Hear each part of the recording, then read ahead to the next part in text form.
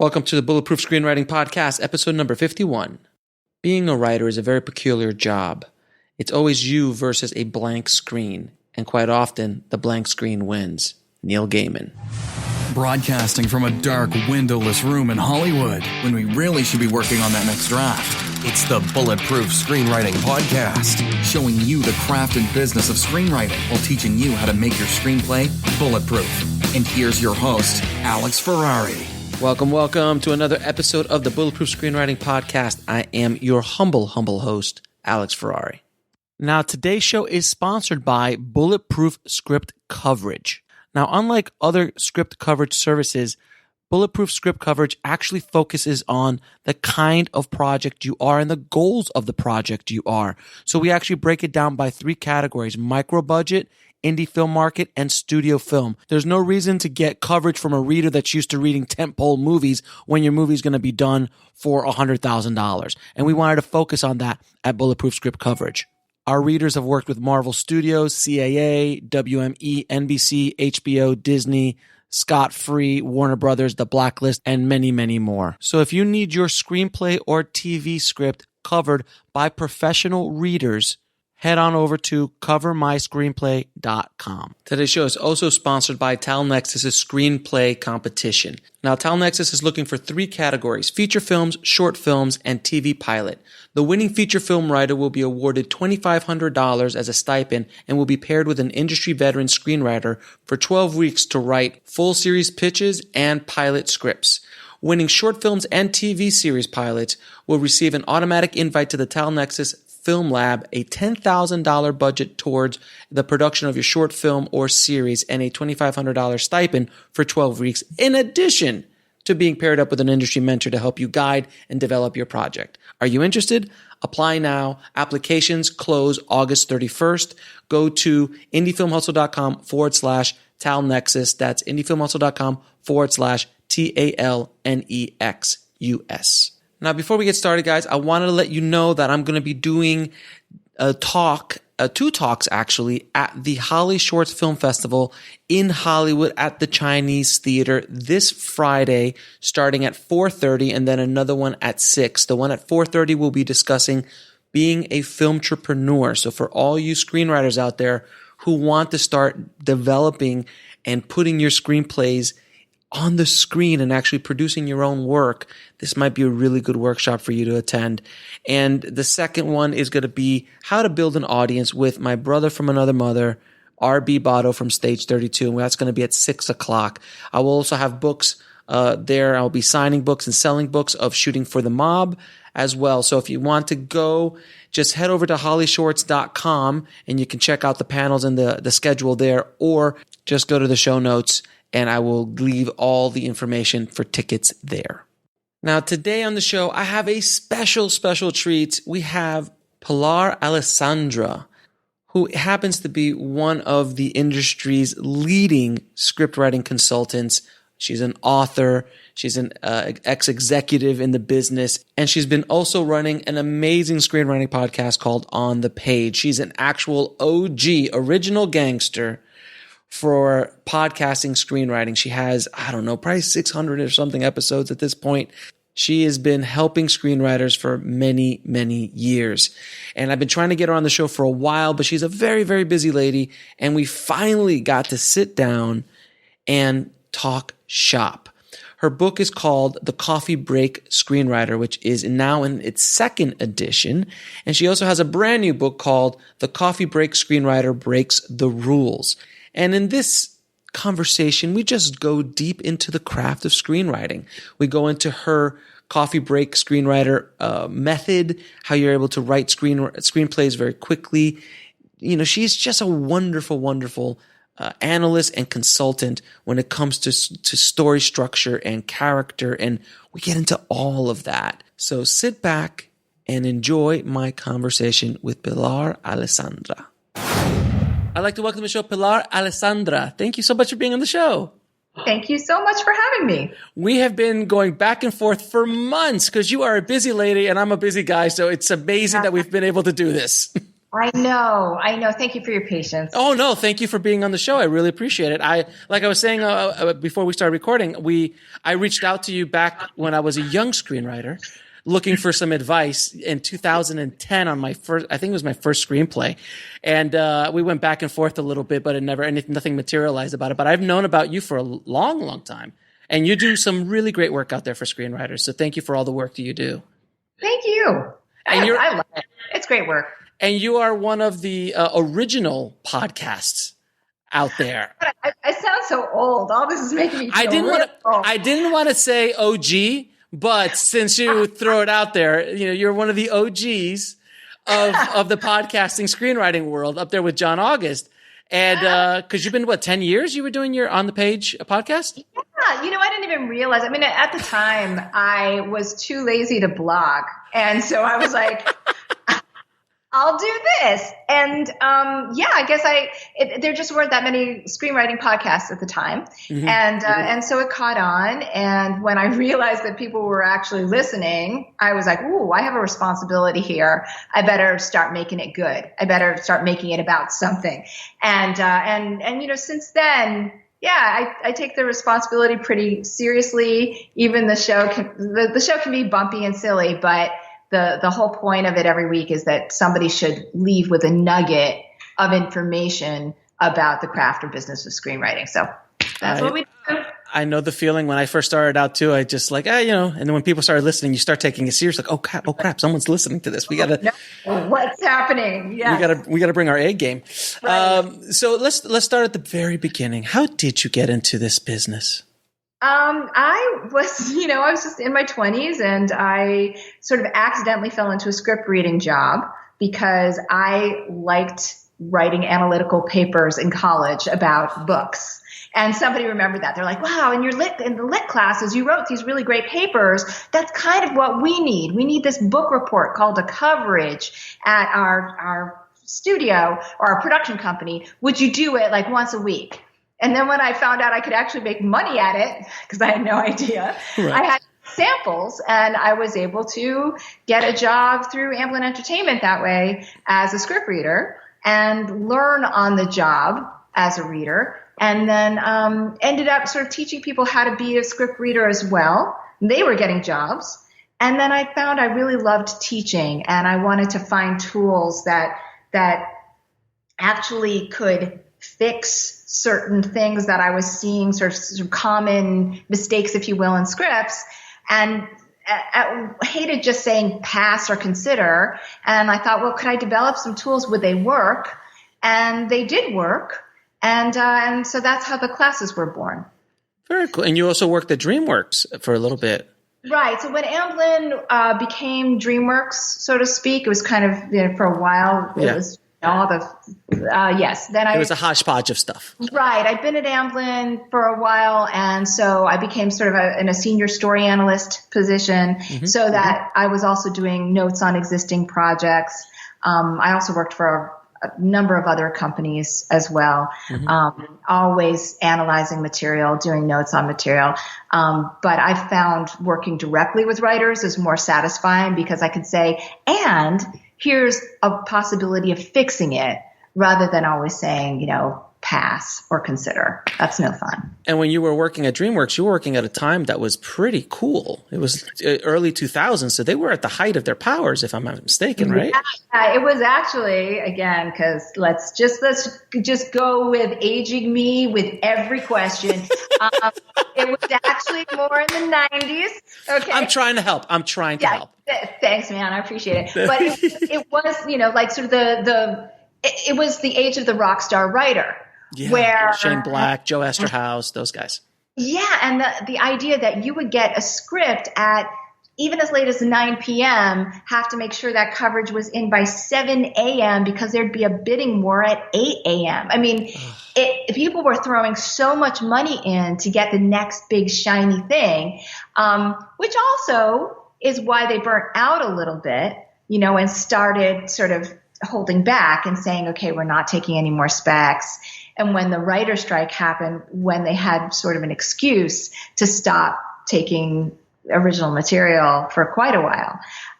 But yes, at the time, lots of scripts, lots of excitement, and lots of learning for me. Yeah, it must have been a wonderful time. I always tell people about that time, which I wasn't around, but I did study that. I mean, I was around, of course. You weren't born, right? No, yeah, I'm 22. I'm 22. Right. Yes, I'm just worn really hard.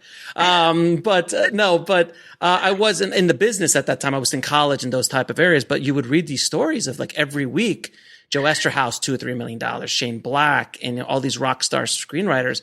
Yeah. And I feel sometimes when I speak to screenwriters, they think that that's still going on. And to a certain extent, there are $1 million buys still, and there are some spec stuff that happens every once in a while, but it's nothing like, it was like every week, every day, there was some new stuff coming out, and these guys were making I mean, Esterhaus, I think Esterhaus pulled like $20, $25 million, and most of them were never produced. That was the thing.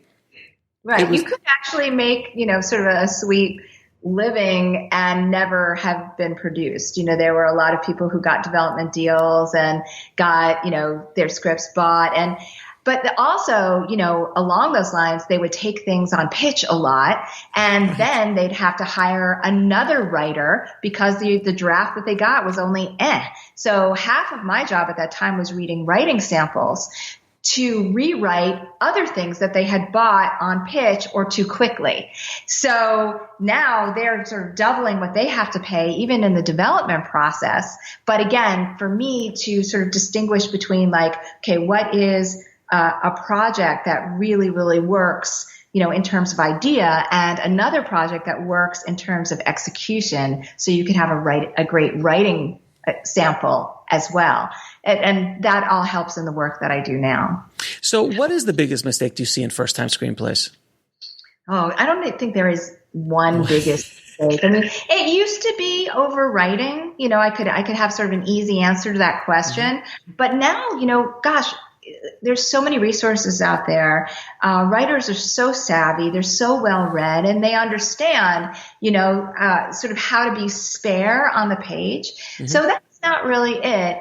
I think it's maybe sometimes not doubling down on their own good idea, that they'll start something with a high concept and then they'll think it's boring. So then they start to sort of snowball into another high concept, or they'll bring in this magical character here, and then suddenly we're in a dream and backstory.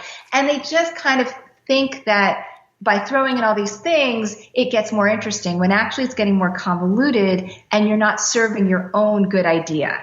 So I'd really like people when they just lean in to their own wonderful log line, and that's the best rewrite they can do. So in your opinion, what is a screenplay that you've read that is just like, oh man, they got this. Like if everybody should read the screenplay and use this as a template of what to do, and how they did it. Of course, not copy the screenplay, but just like, man, that's just good writing. I first of all, you're probably not going to believe me, but I'm always the most in love with whatever client's work I read that just worked. You know what I mean? I'm always like, that script. So I don't really have one script that I tell everybody to read, but I do say that, in the age where you can just type in the script title and then script PDF, and something will magically, illegally download for you, you can go to like your favorite movies and then go to the section of the script where that favorite moment was in that favorite movie and look at how it was executed. Like, how did they make you feel that way? Whether it was feeling romantic or surprised or horrified. And to me, that's the best thing you can do with scripts, is find those moments in those great scripts with movies you love. So I'm kind of throwing it back, not going like there's this one script, because I think every script has its moment. Yeah.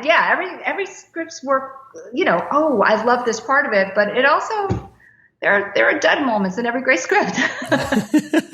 Absolutely. You don't want to copy everything that your favorite writer does. Favorite writer does is not perfect. It's like in a John Ford film, the Indians take the fort, like that. That's one line, but it took 20 minutes on screen. Right. Now, what is your approach to structure? Do you suggest creating a beat sheet of some sort, or how do you do structure? Well, in my classes, I do have everybody create a beat sheet, but not to beats that I think they should have. So I'm not sitting there going, on page 12, there needs to be this, and on page 20, there needs to be that. Instead, I first ask them to think big picture in terms of beginning, middle, and end. And we usually take that middle and divide it into two parts. So we've got beginning, middle part 1, middle part 2, and end. So you sort of have 4 equal parts that you can play with.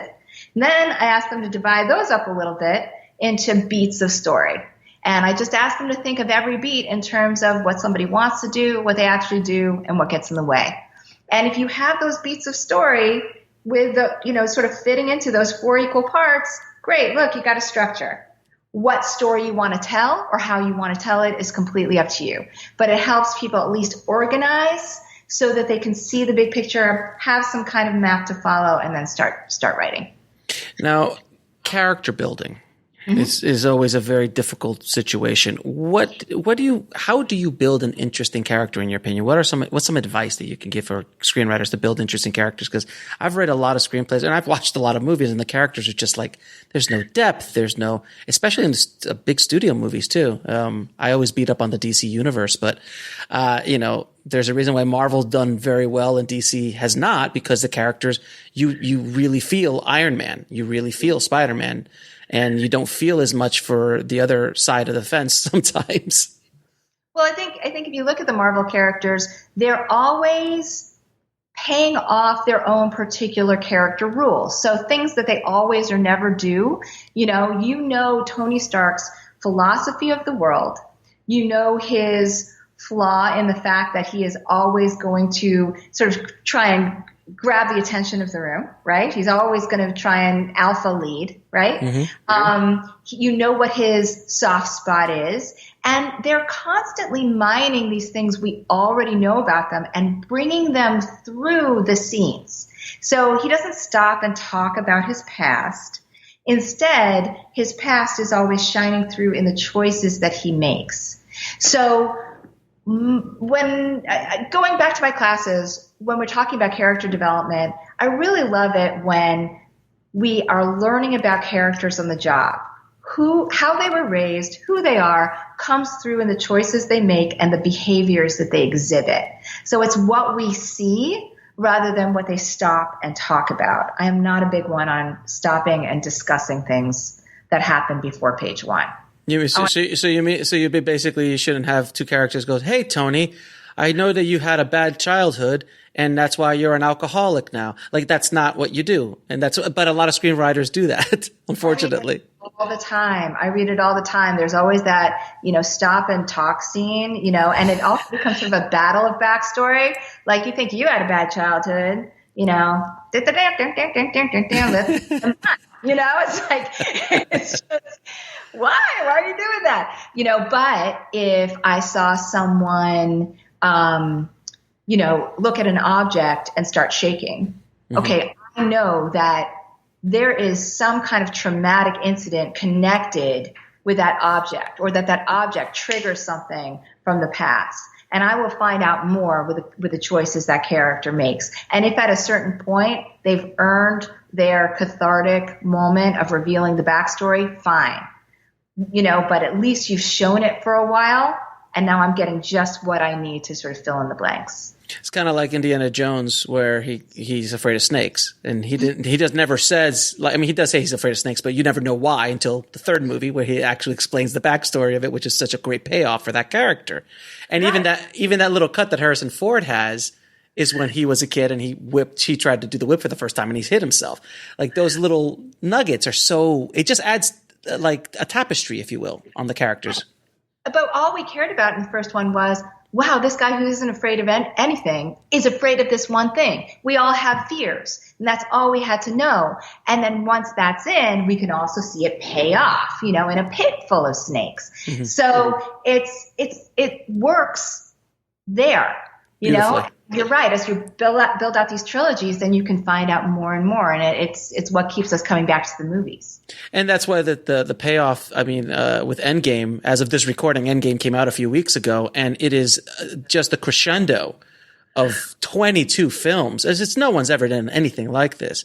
And again, I am a Marvel guy, but I'm not like, oh, everything's great. They have bad movies, but this was such a wonderful way of just wrapping it up and payoffs of the characters over 10 years. Yeah. It is amazing. I mean, I'm sure you've been watching these stories as they've, come out over the years, and to see this kind of crescendo of these characters, it's just nothing like it. I've never seen. It was so great. And you're just sitting there going, that last moment of like, say it, like, and to be honest with you, there were moments in that battle when I thought, oh, that's a great way to end it. And then then they would bring in this other thing like, oh, no, that's the great way to, oh, of course they have to, they finished off everything with still leaving room for whatever they're going to do with the next series of Marvel movies, Spider-Man, etc. What I find... No worries. It's okay. What I found also fascinating, and I heard this from the directors and the writers, is that they actually, when they got to the battle scene of Endgame, that was going to be a 3-act structure of that, literally of the battle. It was it was like 45 minutes. So it was such a massive part. They were going to do a 3-act structure of the battle itself within a giant because it was just so, I mean, the screenwriters for that film and the directors, how they were able to work in so many storylines, so many characters, so many, like, giving everybody, because every single one of them literally is the star of their own franchise. Right. And yet they're giving everyone their moment. They're giving Miss Marvel the moment. They're giving the Spider-Man that moment. They're giving Iron Man and Thor and whole. How do you, like, with people who are writing very, a lot of characters in a screenplay, and I know that there's not many films like Endgame, but out there that have a lot of different characters, that have like let's say a Suicide Squad or a Guardians of the Galaxy, that have a group of characters. Any advice on how to balance that? Because that is an art in itself. Well, I think, first of all, step back, think big picture in terms of your major act breaks so that you know at least where this is all landing, okay? And again, when we're talking about act breaks, it doesn't have to be prescribed. This must happen at this point, right? But if you imagine that you have at least 3 turning points in a project, okay? What leads into that second act and what feels like that midpoint and what's the end of that second act before you're really going for it in the third act, just knowing those things, okay? That first. Then look at your ensemble of characters, what it's driving toward, but they're all having sort of their mini stories along the way. See if you can now tell each of those stories in 3 to 4 scenes. So again, thinking like, what's that beginning, that middle part 1, middle part 2, and ending just for that character. Okay, because sometimes when it's heavily populated, that's all you're going to get. Or even look into your favorite ensemble movies and, pluck out one character and just think about the scenes that you're seeing them in. You're going to see it's really not that many. So how are they telling that one story, and how do they sort of jump in so that you're focusing on that major story beat, even though it's only a scene? So I think that would be my advice. I hope that makes sense. It makes perfect sense. Now, do you have any advice on how to find the voice of a character? Because so many characters are so vanilla and they just don't have any flavor to them. Like, let's bring back Indiana Jones. Boy, that man has a lot of flavor, and you pick that character, and within the first 5 minutes of the movie, you know who that character is, and then you start developing the voice of that character. And like you were saying with like Tony Stark and these other characters, that there's rules within what they do and their actions that they stay true to. What do you do to find the voice of a character? Well, I have a couple of tips that I sort of have my writers run through in class. Number 1 is, what profession or stage of life are they in, and therefore what language do they speak? So we all speak English maybe, right? But some of us speak surfer, and some of us speak comic book geek, and some of us speak lawyer, right? So that profession or stage of life, that becomes a language. So that's one way to find a unique voice. Another is a verbal rule. So this is not what they say, but how they say it. So some people curse. Some people give one-word answers. Some people ramble, right? So their verbal rules, that's another thing to think about.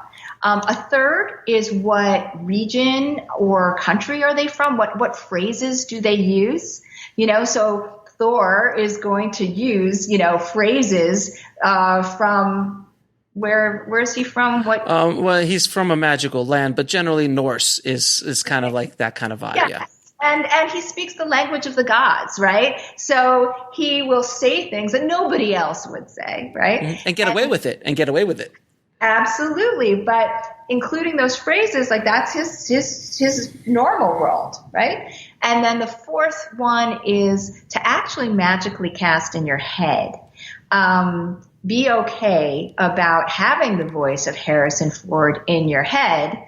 Okay, that will be a completely different voice on the page than, say, Chris Pratt, right? Right. So having it, right, will help you express the line. Nobody has to know that that's living in your head. And if you were doing a spec of a TV show, you would have the advantage of characters that we already know that you're channeling. So why not do that with original material?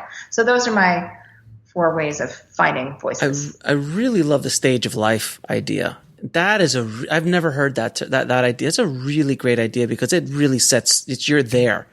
I'm a 45-year-old comic book geek who lives in the basement of his mom's house. That pretty much gives the voice of that character pretty quickly.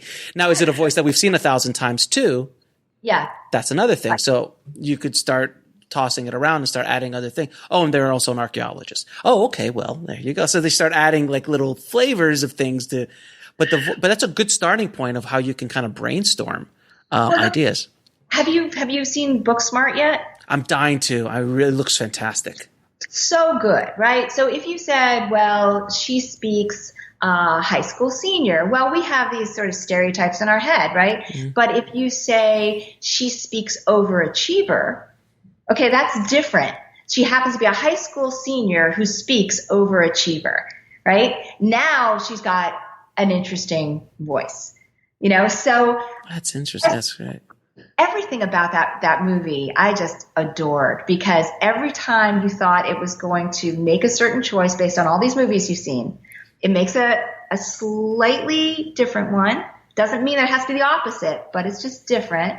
And it works for the character. It's in keeping with the rules of the character that we've come to know very quickly with the characters. It's lovely. A good example of that is like you just said, high school is Clueless.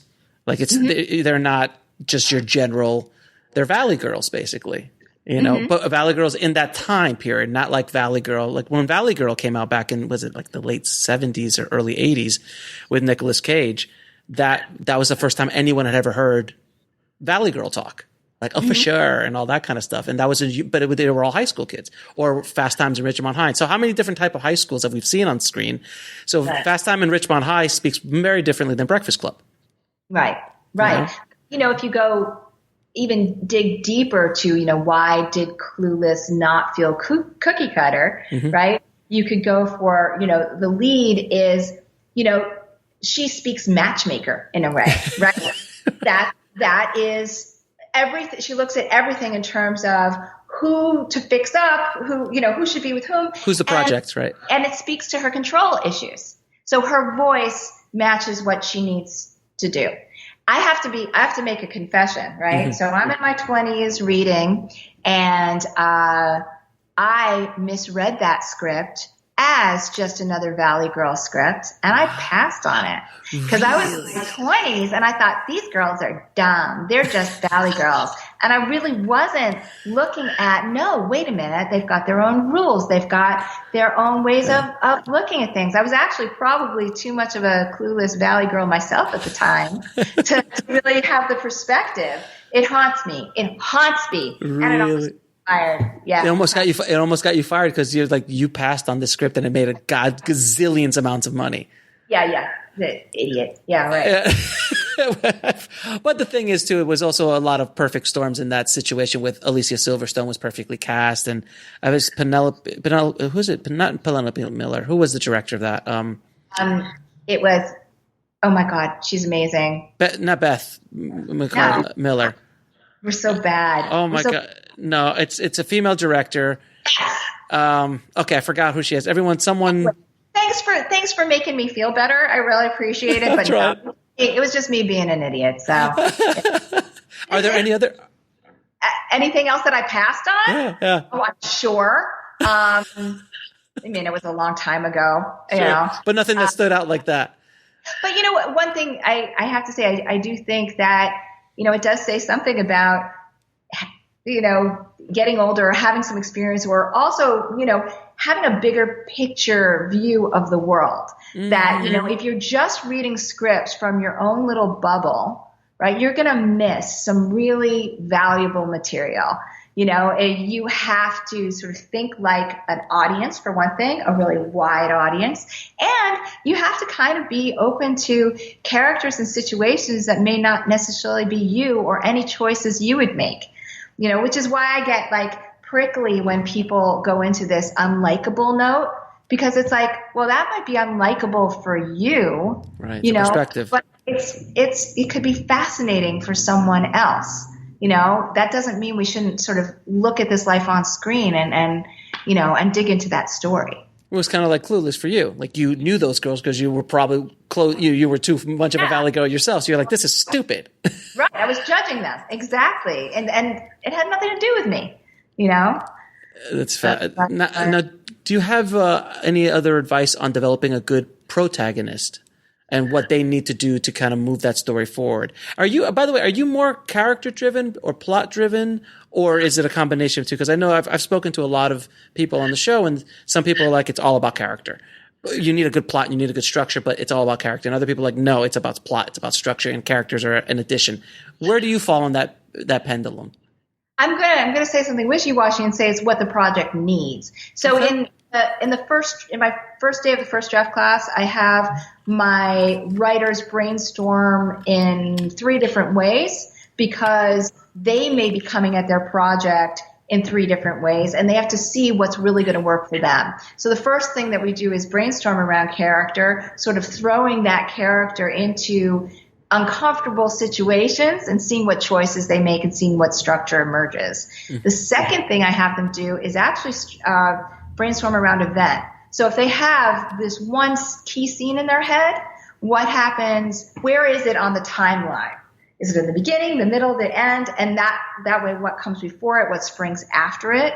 And the third way I have them brainstorm is just, okay, if it's just your big high concept idea, let's make it the most killer log line possible and see if that really helps you brainstorm. So I really go with what's going to serve the writer's intentions the most. I don't think there's one way to do it.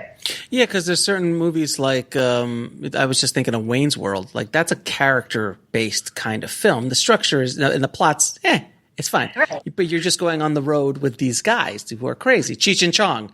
Let's put that out there.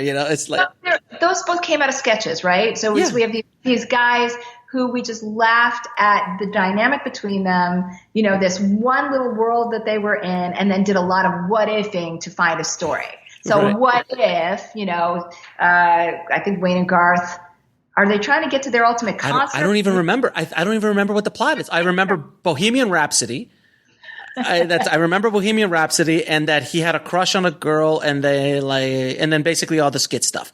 That's basically what I remember from the movie. Exactly. As long as they have one goal and they're making choices along the way that are specific to them, great. You got to film. It's like a Muppet movie. I mean, it's like you're hanging out with the Muppets, and then they're all doing this one thing. We got to get to the show.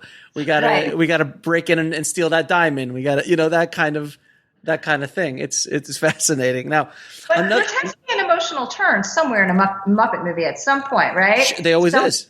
Miss Piggy is going to break up with Kermit, or Kermit's going to break up with Miss Piggy, or there's a misunderstanding between, Right. I don't know. There's always something that sort of reinvests you emotionally. So even though we're saying, yeah, we take these characters, put them in gold, there's always also that sort of emotional. Even with the Wayne and Garth, there was some sort of emotional thing. It doesn't make you cry, but there's something. I just love that this interview went to the Muppets, and now we're using the Muppets as a structural example for characters. We can learn many things from the Muppets. Yes. Amen, sister. Now, antagonist, creating a good bad guy. Is so. I mean, there's such a problem. I think it's an epidemic of really bad foreign bad guys in action movies. Like, it's always the guy who has the accent and all this stuff. And then you look at some of the greatest bad guys of all time, and I'll go just at the action genre. Hans from Die Hard, who also was a foreign dude and all that stuff. But it was so wonderfully written, so wonderfully directed and played. And you look at those, like Mr. Joshua from Lethal Weapon, who is so, amazing. And of course, like Darth Vader and those kind of characters. What some advice do you have for creating a really great antagonist? The Joker, I just came to me, of course, one of the greatest. With the Joker from The Dark Knight you're talking about? Mm-hmm. No, the 1969 Adam West version. No, I'm joking. You never know, right? So if there is, I wish I could quote it right now, but I actually show the log line of the Joker from The Dark Knight in one of my classes, because his log line is that he's somebody who is trying to bring fun back to the city and stop this horrible masked man from ruining all of that fun. He believes what he is doing is a good thing. If he has to kill people to do it, so be it. So every bad guy has his or her own log line, and my first piece of advice is, what is their log line? What's their movie, right? So as they're looking in on these scenes, how do they feel they're the hero? And I'm certainly not the first person to say that, but it is worth it to actually go in and go, what is your antagonist's log line? They don't think they're evil. They think they're right. Right. And isn't that this truth for every bad guy in history? Every dictator, every mass murderer, and in one way, shape, or form, they're not there twiddling or twisting their mustache. They truly believe that they're doing something. If not, you couldn't really go to sleep at night. So you truly believe in a psychotic break of some sort, obviously that breaks from societal norms, that you're doing good from your perspective. Because I always tell people, the bad guy is always the hero of his own story. Absolutely. He's not the villain, Absolutely. Yes. So the writer, it's like, we can say this for days, but if the writer doesn't actually know what that story is, if they just go, I believe you, right, and still write them in this cookie cutter way, they haven't really gone into into the bad guy's psyche. Why are they doing what they do? Now, that does not mean that you stop the script and you go into a flashback of what made the guy evil. That's different. That's their backstory, and we don't need it. We just need to know what is their point of view now, in this moment. Why do they think they're right? And it will humanize them in terms of how they express their lines, some of the choices that they make, things like that. So two great examples I was just thinking off the top of my head was Thanos, obviously, because it's on mind, is, in his mind, he's just trying to – it's the universe is overpopulated, and there's just too many people. So we're just going to get rid of half of the universe. Yeah. That's his point of view. He's like, I'm just trying to help. And then, right? That's basically Thanos. I think to the actor's gentle voice that he uses. Yeah, right. Right? He doesn't, even though he's huge, he's always kind of explaining this like he's a philosophy professor, right? Yes, Josh Brolin. Yeah. Right. And so I think it goes with, again, the point of view is very clear, so the actor is able to now interpret it with more depth than usual. Yeah, and a lot of the Marvel movies, that's one of the weaknesses of those Marvel movies, is that the antagonist always, a lot of times, wasn't as strong as the protagonist. The protagonist was so well developed, but the antagonists weren't. Thanos is a good one, but the other one in Black Panther, was wonderful because you just felt bad for him. You know, because he was so. You remember Black Panther? Monger. I forgot his name. Warmonger. But Warmonger, I think his name was. But he's basically he's like a stepbrother or a cousin. He's a cousin to Black Panther, and he never got raised in Wakanda. He was thrown out in the street, and he was rejected. Right. And we do see a little of his backstory too. That triggers it. Right. And he just wants to come back and take what's his. I mean, because it's obviously wrong what he's doing, but you get it. Like, like, if I was put in that position, would I make those choices if I had that situation? You know, and that's what really humanizes that character. Like, even the main character felt bad about, spoiler alert, when he doesn't win at the end. You know, if he feels bad when he has to, you know, finish the job, if you will, because he's like, I feel your pain. I do. And that was what made, I think that made that movie such a hit, as well as all the other cool stuff that happened in it. But without that great antagonist, I mean, what is Star Wars without Darth Vader? Like, right. And look at going to Devil Wears Prada, Miranda. Oh, so right. Wonderful. So, like, you know, what's fun is how beastly she is through most of it, and then we're starting to see her point of view. And this is a busy working mother. Like, this is like. Sorry, you know, sometimes you need to get the stuff done. Plus, she has an expertise in fashion. So when she's cutting your protagonist down to size, she's not just saying you're stupid. She's saying you don't understand the industry you're in, and this is why. You know, and she's right. Yeah. So you can't help but go, oh yeah, I wish you hadn't been so mean to the protagonist, but you were right. I Absolutely. get you. Yeah. And that's what makes that movie so wonderful. I mean, Meryl Streep, of course, but that character was so wonderfully played. Yeah, agreed. 110%. Now, do you have any techniques for brainstorming scenes? You know, sometimes you have a story, but like, I always find that the beginning and the end are very easy to write. It's that middle stuff that gets a little rough. How they get to point A to point B. Creating those scenes in a good way, or in a entertaining way, or in a way that we haven't seen 1,000 times. I feel sometimes the screenwriters in the 50s and 60s and 70s had such a leg up because audiences weren't nearly as sophisticated, and a lot of stuff hadn't been done yet. You know, nowadays, how much content are we making? How many things have we seen? I've seen tens of thousands of movies probably in my lifetime, let alone TV show episodes and stuff. So I'm extremely literate. You're extremely literate on, like, my wife is even going, oh, the storyline on that one didn't work. The character arc didn't work. Like, she's even pointing out bad green screen shots now, and she's not in the business.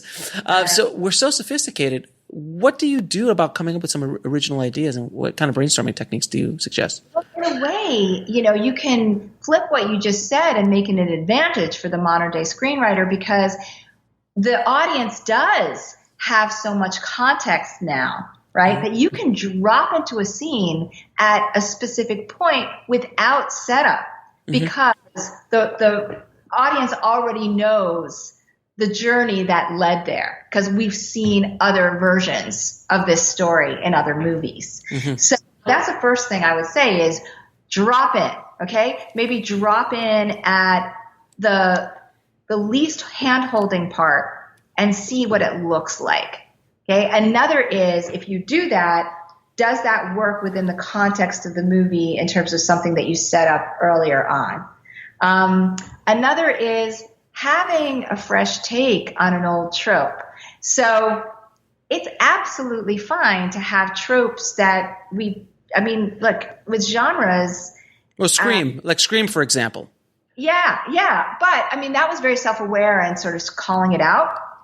But like, if you look at, I always use an interrogation scene as an example, because immediately you know what that looks like, right? Light bulbs flinging. I mean, you got the two guys, good cop, bad cop. Yeah, the room's dark. Yeah, we get it.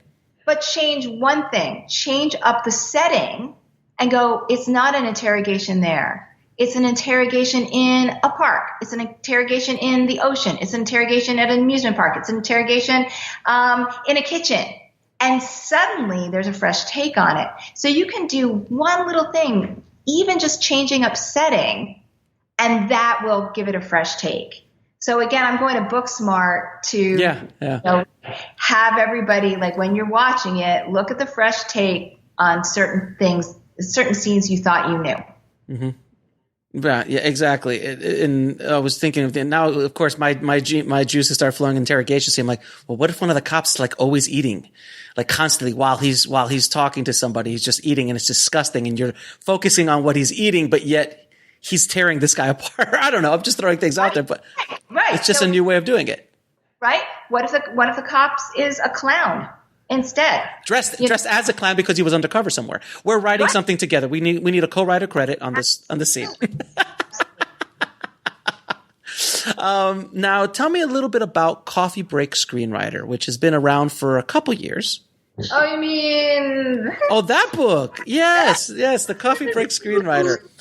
I want you to tell me, first of all, how does a writer write a screenplay in 10 minutes at a time? Well, kind of like if you look at the answers to the questions you've asked me, right? If you actually applied all those things that we just talked about, you could make progress in 10 minutes on a character. For example, let's say you wanted to go back to voice. Mm-hmm. Okay, I'm going to do a pass on 10 pages, making sure that my character is now speaking his or her stage of life or profession. Okay? So I've now rewritten 10 pages just with that one technique. That could take you 10 minutes of time. That could take you your coffee break time. Mm-hmm. You know? I think we spend this much time on like updating Facebook or tweeting something fabulous or whatever, you know, when you could just go like, I'm going to do one thing to rewrite or make progress in the script, and really you can do it. And I know you can do it because I do it in my classes. I make people like, I don't even give them 10 minutes. I give them, you know. Isn't I always tell people, this is one of the pieces of advice I always give people when they want to write screenplays. I'm like, just set up a goal of 1 page a day, you know, and in 90 days you'll have a screenplay. If you're feeling froggy, do 2 pages a day and you'll be done in 45 days.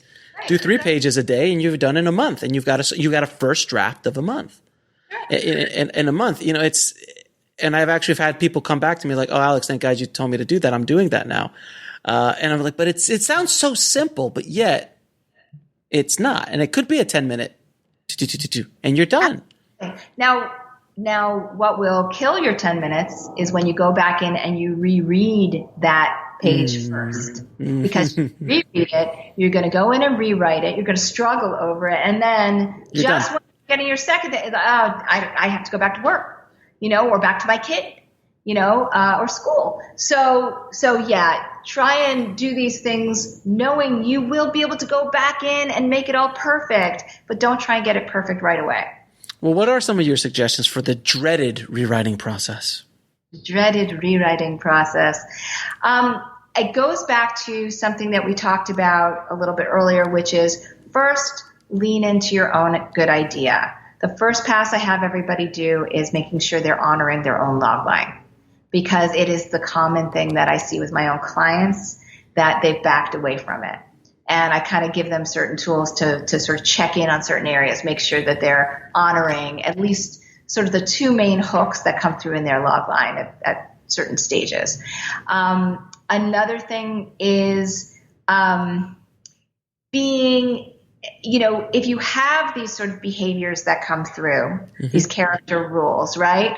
Turning up the dial in certain key scenes, making sure that those behaviors are constantly paying off for entertainment value, or even breaking one of the rules to show change later on. So instead of going back in and sort of redoing all of your characters, just turning up the dial on who they are. So those are some tricks I would do for story and for character. Dialogue, you could do one of the things that we talked about. For your ending, this is where a lot of people have problems with the first draft, is they thought they could cheat the ending. Okay? So yes, somebody may have found the treasure, but how did they do that? Make sure that there's a trigger moment. Like, what was the event that triggered the solution to help you find the treasure? Go back in. If that scene is missing, that needs to be there. That's really important for your rewrite.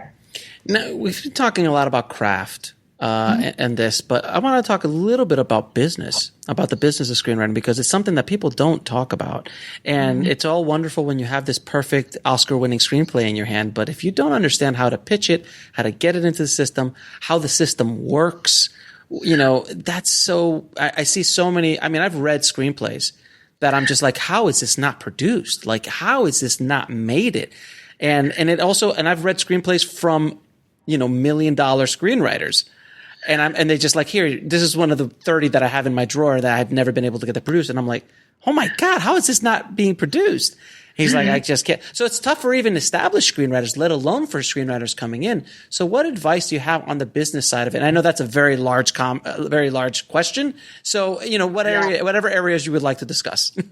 Well, it's funny because that's not my area of expertise. Mine is all sort of in the writing and development stages. But the first answer I'm going to give is going to be an eye roll answer, because it is also about having a lot of content and really good content. And the reason I say this is because on my podcast, we've got over 600 episodes. I try and have successful screenwriters and TV writers, and we're always going back to what was that moment that triggered your big break. And it's completely random. It's all random. Like, there's never one answer. It could be, I was at this party and I'm a friend of a friend, and like we ended up bonding over skateboards, and then we found out that, it could just be random, right? Or it could be that, they tracked this one producer and they were able to really get in the room and sell them on something. But when it all came down to it, it was when they had the opportunity, it was the content. So I would be remiss if I didn't say it's all about the content first. But as far as what's going on in the industry right now, there's so many things that are happening because this agent WGA thing is actually creating new opportunities. People always get creative when certain things are cut off.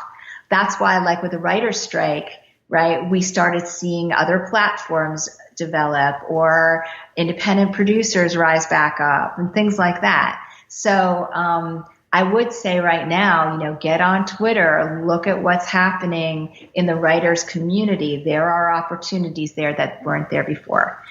Another is, and don't be mad, but I do think that competitions have become the new vetting ground for managers and agents.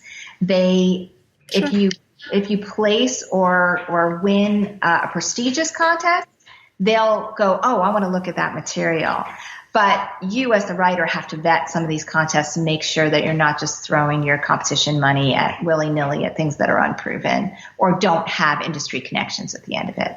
So that's some advice. I hope that's helpful. Yeah, that is helpful. But and also, speaking to so many screenwriters, I'm sure as you have as well in your life, you realize that a professional screenwriter is one that's not 6 years on one screenplay. That is the biggest problem I see with so many young screenwriters. I'm like, hey, how's that screenwriter? What have you done? I'm like, oh, I'm still on that screenplay. I almost got it. Almost cracked it. And it's 5 years later and they're still on that one screenplay, where the professional screenwriter in that time has gotten 10, 15, 20 screenplays done, and they're in their drawer. So when you do have that opportunity, like you were saying, that one script is not going to be it. They're going to go, they might take that one, or they might go, that's nice. It's a great example, but do you have anything else? And you should have 3 or 4 other samples or other projects waiting to go in a lot of ways. Would you agree with that? Absolutely. Absolutely. And think of it this way. If you sell your script to a large studio, you don't own it anymore. Mm-hmm. So why would you be married to that? Love your scripts, but don't marry them, okay? Because somebody else is going to actually pay the money to marry that thing. You're going to have to give that bride away, Another thing is, if you rewrite, how open are you going to be to notes? You're going to be exhausted by the time somebody actually takes it and gives you notes. And then it becomes your job to do the notes. Protective of it too. Yes. So my advice is, sorry, No, there's a bird behind you. There's a bird behind you in the window. Don't worry. That was it? Yeah, I see him in the background. It's all good. Oh, so cute. He's knocking. Is rewrite till it meets your own intentions. Mm-hmm. Okay, if you've rewritten and go, you know what, this is what I kind of had in my mind when I started, when it was just in my brain, and there it is on the page. You're done. Okay, time to send it out. If somebody wants to pay you to rewrite it, awesome. You don't need to go around chasing notes. You've met your intention. That's awesome.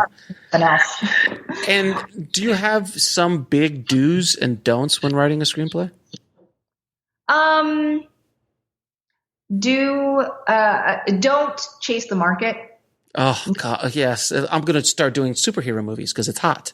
And by the time you're done, it's not, right? Oh God. So yeah, so don't chase the market.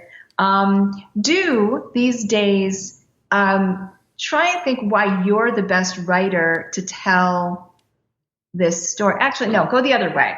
Find a story where really you're the best writer for it. So this matches a little bit with your personal brand. You've probably heard other guests talk about this. Mm-hmm. The idea that draw from something that's happened to you or some expertise you have. Don't turn up your nose at maybe even the job that you do. Like for example, I had a client who was coming up with this courtroom thriller, and I was like, "Have you been in the courtroom? No. Are you a woman? No. Have you experienced sexism? No." It was like all about like sexism in the courtroom and all.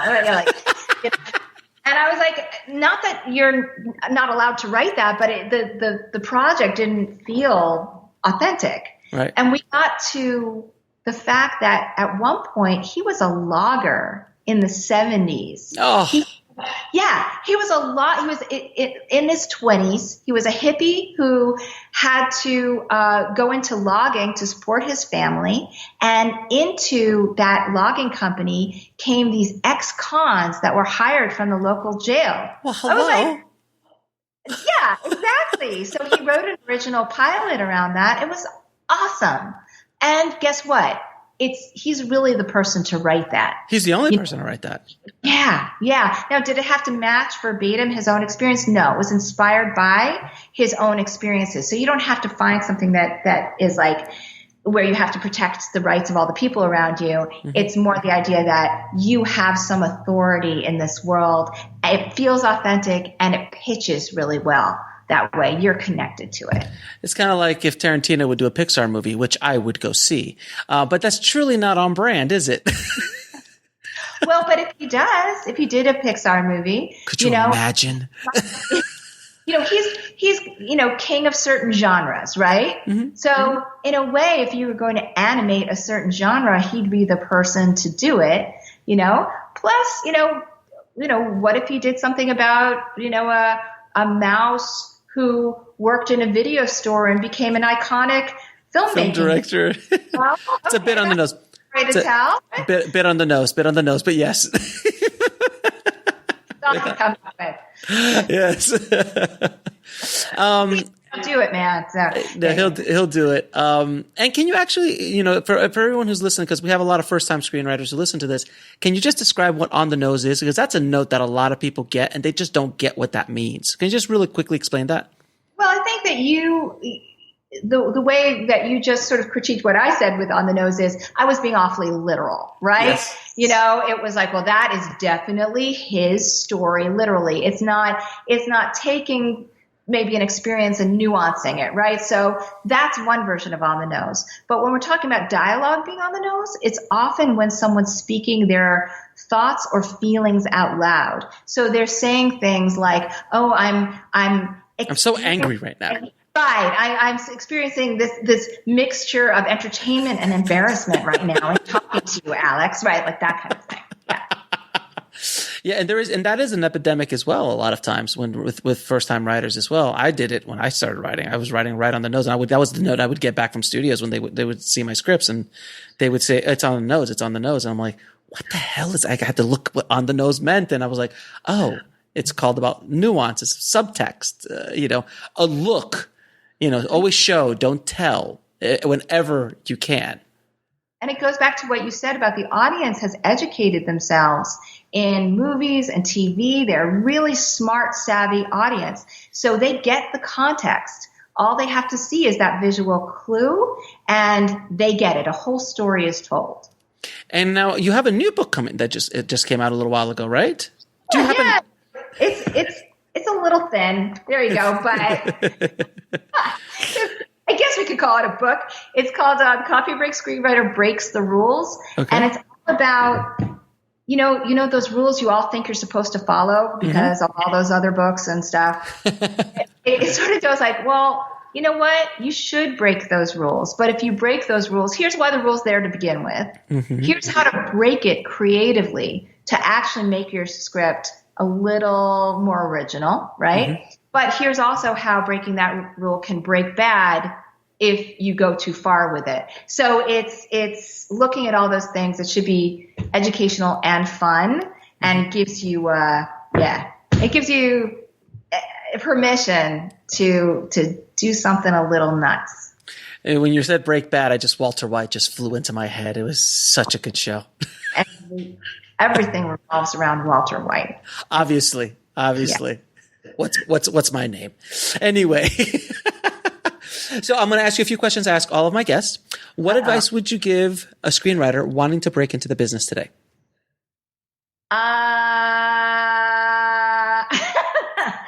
What advice would I give? Again, start with your own experiences. Look around you right now. Where are you? What can you mine from who you are and what you know? Okay. And now can you tell me a book that had the biggest impact on your life or career? Wow. God,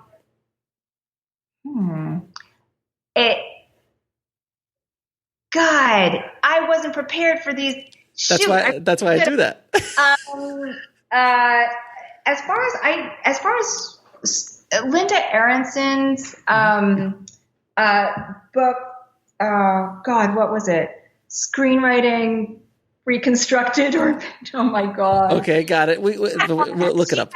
About nonlinear screenwriting, her first screenwriting book, Linda Aronson. And I really respected the fact that she was trying to find patterns outside of conventional structure. Screenwriting Updated. Sorry, okay. I'm getting, as we've established. So Linda Aronson's Screenwriting Updated, I really, really admired the effort to really dig in and find out why unconventional storytelling works. Got it. Now, what lesson took you the longest to learn, whether in the film business or in life? God, I guess I'm still learning it. You know what lesson took me the longest to learn? Is that I'm always learning. Is that you are always learning on the job, that you never know everything. You are, every day there is something new to learn, and so be open to it. So that's what I'm learning, is that I'm still learning. Now, what was the biggest fear you had to overcome to achieve one of the biggest goals of your life? Oh, gosh. People think, because I have a podcast and I feel you. And I teach publicly, they think I must be a very sort of public, showy person. I really don't like social media. I don't Google myself. Every day is kind of some wrestling with the anxiety of how open everything is right now. It is pretty open. There are advantages to it. There are disadvantages as well. And every day, I think you have to be a little bit brave if you want to communicate to a lot of people. So that's my daily fear is I don't know. It's social media, basically. I have a little bit of anxiety about it. I hate being on camera. I hate being on video. I hate it. But you know what? You've done fantastic. You've done fantastic. And I hope I've made it easy for you, but it's been fantastic having you on camera. I think this is something that happens to podcasters because, I've been podcasting for almost 4 years now on my 2 podcasts. And when I do it basically alone in a room with a mic, or I'm doing it like this over a Skype call with somebody. And, it's very different than being out like a YouTuber. Right. Like getting out there and like, okay, guys, we're going to go do this. Like, I'm not that dude either. A lot of people think that I'm very, and I am to a certain extent, but I'm happy at home. I don't need to be out at a club somewhere. Right. Those days are gone for me. I'm good. I'm very happy about that. The introverted extrovert, right? I think we are the introverted extrovert. Those categories. It's the extrovert who enjoys being an introvert. Right. Can't wait to go back to their introverted life. Oh, exactly. Yeah. I'm going to just veg at home with my wife and watch Netflix tonight. I don't need to go out party anywhere. And now the toughest question of all. Mm-hmm. 3 of your favorite films of all time. Oh, Paper Moon. I love Paper Moon. Yeah, good movie. It's one that I can watch over and over again. And you're gonna laugh at me. It's okay. I've heard it all on the show. It's such a script writing teacher thing to say, but Citizen Kane. Okay, yeah, it's been on the fantastic movie. I really, really love. It's different points of view. I was one of those people that was like, "What? That was Rosebud?" Like that was. Spoiler alert! Hello. No, I'm joking. I thought you were gonna say Chinatown. Nah. No, yeah. I'm really I'm not in love with Chinatown. Don't tell anybody, Okay. But and then gosh, I always go with sort of like my latest boyfriend, and my latest boyfriend, I keep going back to Booksmart. Yeah, I was so happy about that movie for so many reasons. Mm-hmm. So, so I would say those 3 movies off the top of my head. Cool. And now where can people find you and your work?